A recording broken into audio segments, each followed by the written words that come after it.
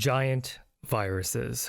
Sounds like something straight out of sci-fi, but they do exist, and they are absolutely fascinating to think about. The largest viruses dwarf the smallest bacteria in size and are packed with so much genetic information that scientists have considered introducing a fourth domain of life just to make sense of them. In this video, we're going to talk about what counts as a giant virus, what their general properties are like, whether they are a danger to humanity, and why their very existence is problematic for our definition of life. Giant virus, like many labels, isn't exactly a precise term. Many people can disagree as to what counts as a giant virus, but I think most people can agree that you'll know one when you see one. And for some reason, they kind of remind me of pillar men. In order to fully appreciate the bizarre world of giant viruses, we first have to establish what we think of when discussing a regular virus. This takes us all the way back to the 1800s. Louis Pasteur may have invented the world's first rabies vaccine, but he had failed to ever isolate the causative agent responsible for the disease that he essentially cured. Whatever this thing was, it couldn't be filtered in the same way a bacteria could. It wasn't until 1892 that the scientist Dmitry Ivanovsky isolated the world's first virus, the tobacco mosaic virus. But isolate doesn't necessarily mean had a good hard look at them. Ivanovsky isolated them as a liquid solution by passing a sample through a filter that would catch bacteria. The remaining liquid contained some kind of infectious thing that could still be called a pathogen. What was the point of this tangent through history? The whole 1.0 conception of a virus is that they are infectious agents smaller than bacteria. But giant viruses fly in the face of this futile attempt at classification. So what exactly counts as a giant in the realm of a virus? The answer might shock you. Giant viruses are so big you can see them with a microscope. That might not sound impressive, but trust me, it is. Microscopes work on a very simple principle. You have a thing you want to look at, you shine light on that thing, and you capture the photons that interact with that thing, and bang, you've got a picture. Here's the problem. Viruses are typically too small to image using a conventional microscope that uses your typical Roy G. Biv visible light for, reasons. In optics, any optical instrument or system, a microscope, telescope, or a camera, has a principal limit to its resolution due to the physics of diffraction. An optical instrument is Speeding at sea, it's me, Z. While a new phi is differentiating, let me, a physics VTuber, explain the physics behind why your average microscope can't see most viruses. Light is made of waves, and those waves aren't infinitely small. The smallest wavelength of visible light, which is a deep violet color, is around 400 nanometers. Now, most viruses are between 100 to 200 nanometers across. That means that the visible light waves from a virus are twice as big as the thing you're trying to see. It's as if you're trying to trace out a sand grain with a thick paintbrush. Since the bristles are wider than the grain, all the edges smear together. Your tool is too big to capture any detail. This is also known as the diffraction limit. When light hits something smaller than their own wavelength, they spread out. These waves blur together and interfere with each other, so you get a fuzzy blob of light. Then, how can we see viruses? You've got to ditch light entirely. That's where electron microscopes come in. They use electrons instead of photons, because excited electrons have a much smaller wavelength than visible light. That's how we get these crisp, high-detail images that you see here. Wait, but there are giant viruses, and some of them can be 1,000 nanometers in length, big enough that a regular light microscope could spot them. But unfortunately, they just look like specks of dust. Here's a fun fact. We actually run into the same problem with telescopes like the James Webb Space Telescope. When we're looking at the first galaxies in the universe, they are so far away that their light has traveled for over 13 billion years. By the time it reaches us, those galaxies appear as tiny, faint smudges. The diffraction limit sets how sharp Webb's images can be, and whether we can correctly resolve these galaxies. So, same physics, but different scales. Whether you're using a microscope trying to see a virus, or a telescope observing the first galaxies, we're dealing with the same fundamental limit from the wave nature of light. Thanks, Z, and if you ever want physics explained to you by an anime girl, go check her out. All of that to say, Giant viruses aren't just a little bigger than the typical virus. They are in a league of their own, breaking through physical limits that should be impossible for a normal virus to break. Which leads us into our next question. What do giant viruses actually do? Because as any self-respecting biologist can tell you, it isn't about the size of the genome, but what you do with it. To fully appreciate the staggering size of the giant virus genome, we have to go down to some of the smallest viruses that exist. Porcine circovirus has what is essentially the minimum number of genes a true virus can get away with. 2. One gene that encodes the capsid, and one gene that controls viral replication. This virus is pretty special in its pared down genome, so let's take a look at two more typical viruses. The rabies virus is on the smaller side of viruses and contains a single-stranded RNA genome that codes for only 5 genes. You can learn more about the rabies virus in my video here. What I want to focus on in this video is the fact that despite being so teeny tiny, the rabies virus gets a lot done with just 5 genes. You can roughly characterize the functions of its proteins as being either involved in replication, in assembling the virus capsid and envelope, in hijacking miscellaneous host proteins, and in evading host defenses. The rabies virus is able to get away with so few genes because many of its genes are multifunctional. The adenovirus contains a lot more genetic information than the rabies virus, containing between 20 to 40 genes, a huge step up from the 5 genes rabies has. With more genetic complexity comes more required infrastructure. While rabies can run very clean and efficient code, adenovirus's code is a bit more bloated. With a larger genome, you need to ensure that all of it gets packed into a container that can fit everything. So adenovirus has many more proteins devoted to the structure of the virus. Not only do you have to think about the virus's structure, you also have to ensure that the virus gets copied correctly, so there are more proteins involved with ensuring correct and efficient replication of DNA. It's not all bloated code though. Adenovirus also codes for a slew of anti-immune weapons used to stay on the down low, enabling its spread as one of the handful of viruses responsible for the common cold.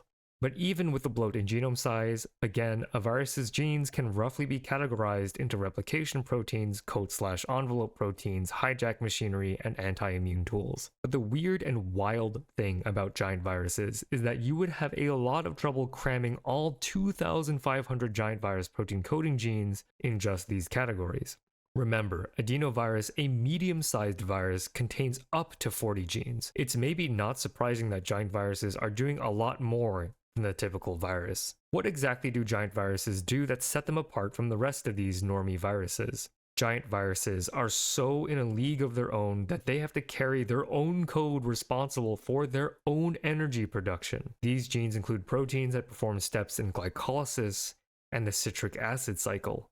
Yeah, the two processes we associate with metabolism in living cells. The craziness doesn't stop there. Most viruses code for bits and pieces of replication machinery, relying on the host to supplement the vast majority of the tools needed for copying their genetic material. Giant viruses as a whole contain nearly a full set of enzymes required to throw together the replication machine, and let me tell you, it is complicated. Here's an excerpt from my buddy Clockwork showing the intricate assembly known as the replication complex. Most viruses code for just a few of these items, but giant viruses can code for things like helicases to unwind DNA, topoisomerases to relieve pressure on unwinding DNA. Their genome is so complex that they even have their own DNA repair enzymes to ensure faithful replication.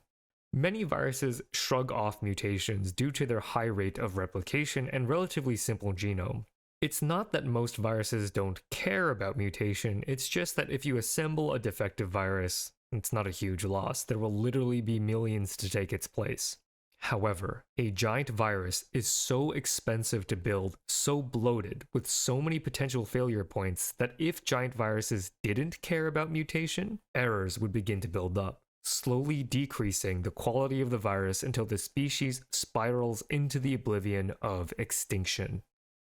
So far, we have giant viruses having genes for metabolism and a near-complete kit for DNA replication. It's looking a lot like giant viruses are displaying traits you would need for cellular autonomy. But surely the buck stops there.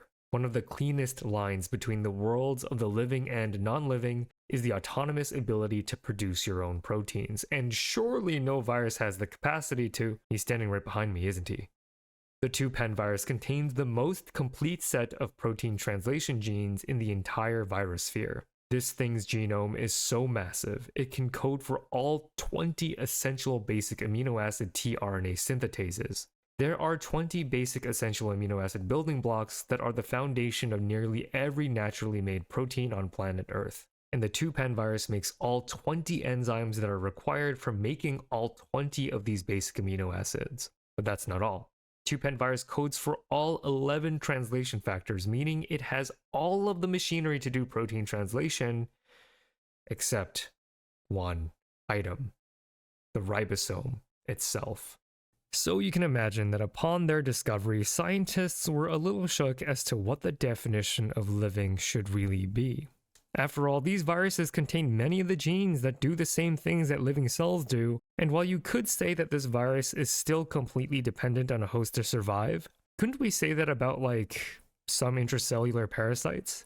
Take an obligate intracellular parasitic bacteria like chlamydia. Chlamydia pretty much needs a host to survive, and like giant viruses, code for some, but not all of their own machinery. While chlamydia does have many key metabolic genes, they also lack a full set of genes for the citric acid cycle, and perhaps somewhat tellingly have genes that code for enzymes that allow them to steal host ATP, the cell's fuel source. While the details of chlamydia's status as a true 100% reliant on host energy parasite is still being worked out, I think it's safe to say that both chlamydia and giant viruses cannot survive outside their given host. Giant viruses can even be bigger than chlamydia and more genetically complex. So why does chlamydia get to be living and giant viruses non-living? Let's list out a couple of features we think of as being requirements to be alive. The first element here, life as being cell-based, is, biased? While chlamydia gets this point and giant viruses don't, I think pegging life to what kind of biology bag your guts are crammed into feels kind of arbitrary. The second element, responsive to stimuli, is something both chlamydia and giant viruses are capable of. After all, genes are turned on or off depending on their contexts, and I'd count that as being responsive. The third element, reproduction, is something both chlamydia and giant viruses are capable of. Because these are both obligate parasites, they both rely on being inside a host cell to replicate, but they are both capable of doing so.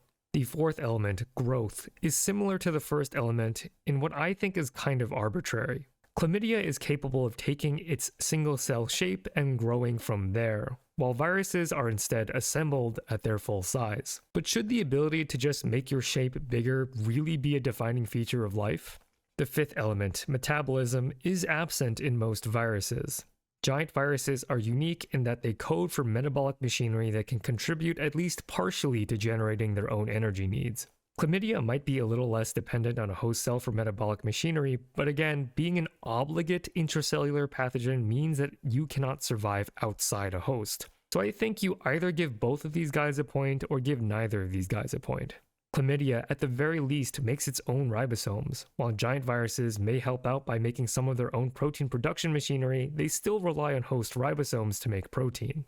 And I guess if you want to draw a hard line for life as containers that have their own ribosomes, more power to you. But again, feels pretty arbitrary to me. And finally, the capacity to adapt and evolve. Viruses contain genetic information that is subject to all the same evolutionary pressures that life is. And so when we really tally up the score, the strongest distinctions between giant viruses and minimalist bacteria come down to the properties of the bag that's wrapped around their genetic information and the presence of ribosomes. I'm not saying giant viruses are alive, but what I am saying is something that I've been saying on my live streams time and time again. Words have their limitations. Human constructs used to attempt to simplify concepts with infinite complexity into ideas that our brains can work with. Again, labels are not useless or meaningless, but look too carefully and you can start to see that the lines dividing the bins between words are often hazy. I like the idea of putting life on a spectrum instead of two hard categories. I think most people would agree that a simple bacterium has more of a life vibe than a virus does, and I think that's about as much as we'll get out of that. So, how did giant viruses evolve? This is a surprisingly difficult question to answer, and one absolutely rife with controversy. The advent of relatively modern genome sequencing technology allowed us a method to compare the genomes of these giant viruses to other genome-having entities, both viral and non-viral. And when scientists sequenced the large genome of the giant virus mimivirus, they were shocked to find that this virus contained genes that you would only expect to find in cellular life. Oh, and if you thought mimivirus was a surprisingly cute name for something so gargantuan, the mimi here stands for mimic, as in something mimicking a microbe. Earlier I had mentioned that these giant viruses contained all manner of useful genes for protein synthesis and DNA replication. What I had failed to mention, however, is that these genes were strikingly similar to the versions of these genes that living cells had. The commonality between these very essential and crucial genes across domains implies an ancient origin. These similarities allowed scientists to reconstruct a new phylogenetic tree, one that would place these giant viruses' evolutionary origin as early as the split between prokaryotes, eukaryotes, and archaea. It was hypothesized that the modern giant virus is the result of the evolution of this elusive cellular fourth domain of life that would be pressured into looking more like a modern virus by the trimming of its own autonomous lifestyle. In other words, this great ancestor was probably a cell, then lost its cell-like features as it pared down its genome due to its parasitic lifestyle. These giant viruses contained more than just mishmashes of genes from other domains too. When Pandora viruses were discovered, 93% of their genes were dubbed orphans.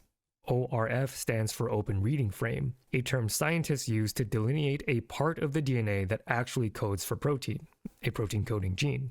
An orphan is a somewhat cutesy way of saying that many genes in the Pandora virus genome did not have a familial relationship with genes found in other domains of life, implying divergence from other domains many, many years ago. In other words, because giant viruses share the most basic common core of life-sustaining genes with other domains, they could all be said to share the same root. However, because giant viruses also have a ton of genes that bear no resemblance to any other domain of life, you could imagine that while they share the same root, they splintered off from the other branches quite early. And as much as I love the idea of the foundations of biology being shaken as much as adding a whole new domain of life, I have to acknowledge that this theory isn't taught as canon in any modern textbook I can think of. And why is that? Let's remember that the fourth domain of life hypothesis was built on two observations. One, that the giant virus had genes only cellular life was supposed to have, and two, that as a whole, they have a ton of genes that look nothing like anything else that's alive. As more and more data about giant viruses began to accumulate, it became increasingly clear that these cellular genes that giant viruses had were not inherited in an ancient time, but were stolen from their various hosts, like the amoeba. You would expect that if modern giant viruses shared a domain-level ancestry, that their basic essential machinery would be evolutionarily related, like this. But instead, as genome sequencing got better, their basic essential machinery started to look a lot more like the genes of their hosts, more similar to them than they are to other members of the giant virus family. What about these orphan genes then? Genes that have no similarity to life as we know it? One hypothesis is that we just haven't sequenced every microbe on the planet thus far. I have to imagine that when we do, many of these orphan genes will be adopted. So, what the heck is a giant virus then? It turns out that when you compare the core viral proteins across all giant viruses, they all turn up similar enough to lump all known giant viruses into the same group, the nucleocytoviricata. Giant viruses, as far as we know, all belong to the same viral family, not all of whom are giant, by the way. This means that giant viruses are not from a fourth domain of life, but rather unusual members of a regular viral family that stole genes from their hosts and grew to an enormous size. This still leaves the question of how gigantism evolved in this family of viruses. And to answer this, we must look at one of the prototypical hosts for giant virus infection, the amoeba. Amoeba are unicellular eukaryotic hunters of bacteria. They crawl along surfaces and use a process called phagocytosis to engulf their prey. Sound familiar? Yes, amoeba and the phagocytes of the immune system do have a lot in common, including their deadly digestive system. The funny thing is, giant viruses are so huge, amoeba will mistakenly view them as prey. consuming them via phagocytosis. You could imagine that being giant would help resist the toxic insides of the amoeba, and I'd tell you to just keep on imagining that because I searched high and low for experimental evidence of this and came across nothing. But what I did find was one of the sick, nastiest images in all of molecular biology. Mimivirus, upon being consumed by amoeba through some mechanism not fully understood, will trigger the release of its own DNA into the amoebal cytoplasm through a mechanism called Stargate opening. So while I'm not sure how gigantism plays into this story, it's pretty clear that Mimivirus is unbothered by digestion and even takes advantage of it to dump out its DNA, perpetuating the viral cycle. Not only do giant viruses have to worry about amoebal host defenses, they also have to worry about competition. Let me tell you. It sucks being an amoeba. Amoeba can often be infected by many different pathogens at the same time, meaning within the amoeba is its own battleground for evolutionary supremacy. Viruses competing with bacteria, competing with fungi, you name it.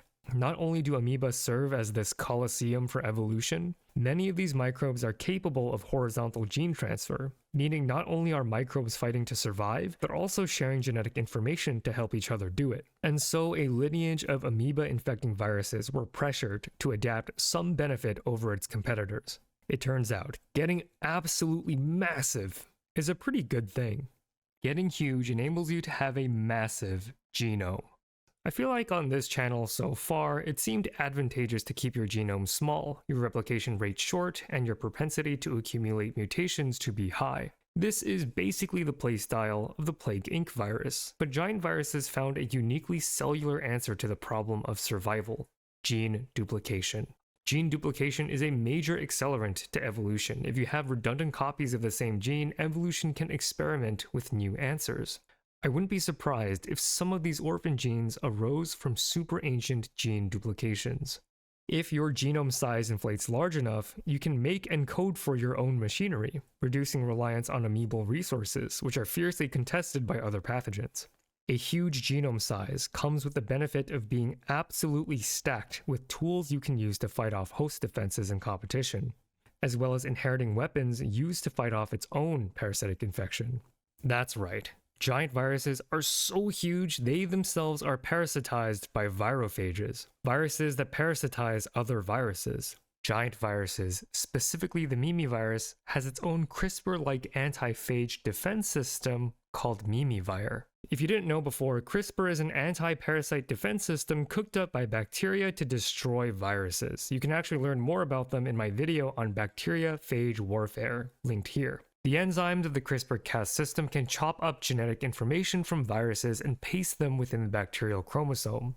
That memorized genetic material is then used as a template to hunt and destroy its complementary sequence, providing bacteria with a form of viral immunity. Mimivire works on the same principle, cutting up and storing the genetic material of these annoying parasitic virophages and using that memory to crush them later. But what's really mind-blowing to me is that evolutionarily speaking, CRISPR-Cas and Mimivire are completely unrelated, meaning nature came to the same solution to the same problem in two completely different ways. So when asking how the giant virus evolved, I think a plausible simplified answer would be because in this case, bigger was better. While giant viruses terrorize amoeba, are there anything to worry about for human health? While giant virus DNA was found in many patient samples, a definitive causal relationship between giant viruses and human pathology has not been found. It is kind of interesting that giant virus DNA has been shown to persist within human biology, implying that the virus isn't just instantly eliminated from the body, but any real threat to humanity is, for now, off the table. In my next video, we're going to talk about infectious materials too small to be called viruses, including my favorite of the bunch, the obelisk. So make sure to subscribe so you don't miss out. And while you're at it, check out my YouTube membership. You support the channel, you get emojis and exclusive content. Bye!